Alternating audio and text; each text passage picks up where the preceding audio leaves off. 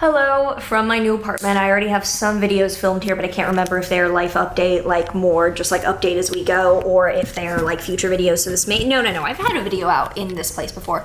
I'm getting all my furniture like finally assembled later today and tomorrow. So the next video will be more assembled, but I wanted to do a video talking about the upcoming solar eclipse in Aries. Yes, I have like bloody makeup and I'm gonna be adding more blood when I get to like the location. This is gonna be an iconic shoot for when this comes out. So you're seeing this like when you know what these photos are for, you're gonna be like, oh my God, I saw a video that day right before, whatever.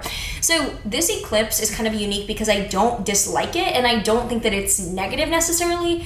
There's some complications and some things that are not my favorite, but like overall this eclipse actually is like a pretty nice new start, fresh start, really empowering beginning that I would encourage people to see like where life takes you rather than feel like, oh no, like I can't do anything around this eclipse. Yeah, I don't recommend it still. I don't recommend people do fucking anything around eclipses because it's likely to just take you for a whirlwind, but I want to give like an update. I mean, I have a full video on this eclipse, so you can watch that nitty gritty, but with just like current world circumstances, things like that, I want to talk about the energy of this eclipse and what's coming up for some additional context. So my cat might come out to say hi during this, so I'm going to take a seat in my blood splatter chair that goes with my vanity, which will be all assembled and up and ready tomorrow. So solar eclipses are huge new beginnings. They are new moons on steroids because solar eclipses are new moons. The sun and the moon are together, but they're on one of the nodes, which are the borders of the ecliptic or the sun's orbit. And this eclipse is pretty close. Jesus Christ. This eclipse is pretty close to the north node, which shows acceleration, increase, and growth. So this isn't necessarily a good or a bad thing. In fact, one could argue that both the north and the south node are malefics, and I do lean towards that because they're so extreme.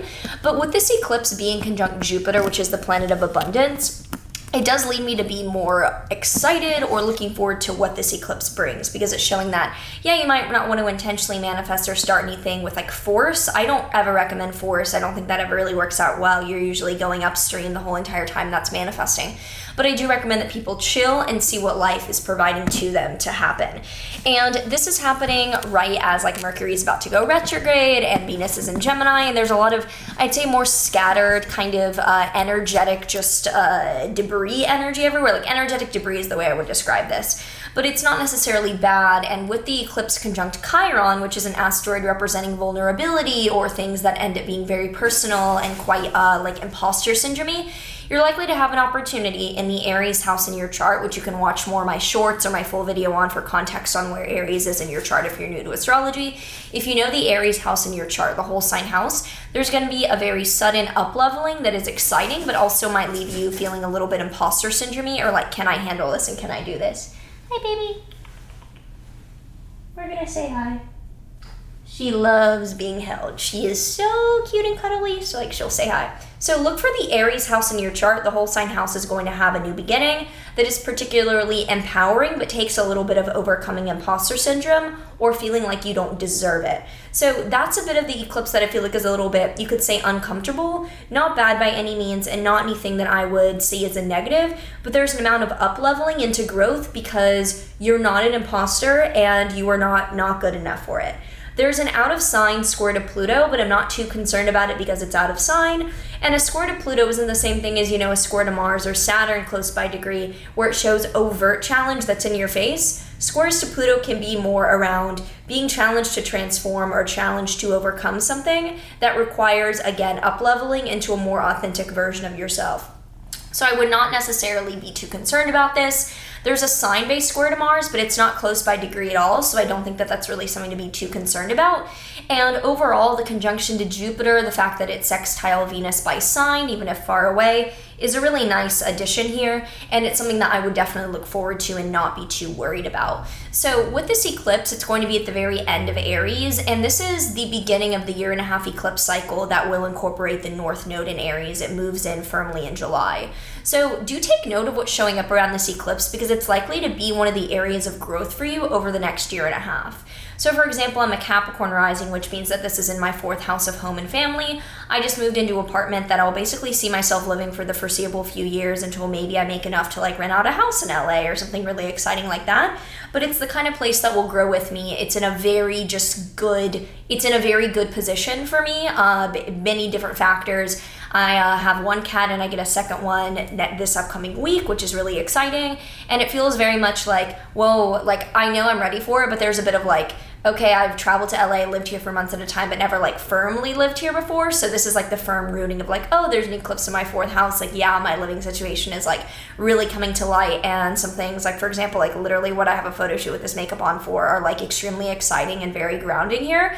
So yeah, it's all going very well and I'm excited for that. But do know that with eclipse season, again, I would not do some kind of like vision board, intention.